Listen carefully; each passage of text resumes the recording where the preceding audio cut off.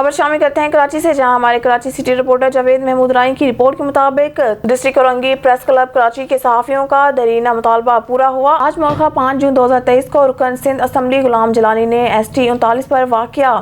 Old building کو ضلع اورنگی کے صحافیوں کا مسکن قرار دیتے ہوئے بلڈنگ سے یونین کونسل آف ختم کروا کر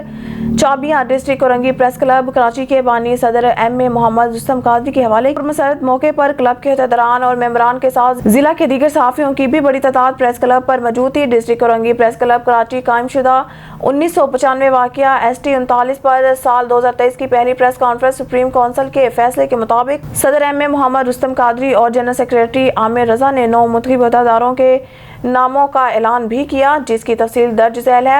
بانی رہنما MA محمد رستم قادری، صدر عمران ہاشمی سینئر نائب صدر،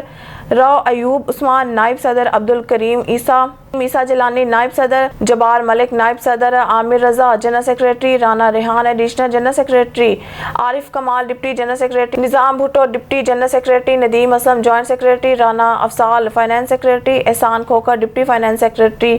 میاں Muhammad Asif Shaheen information secretary, Javed Mehmood Rain deputy information secretary, Muhammad Rizwan Sheikh office secretary.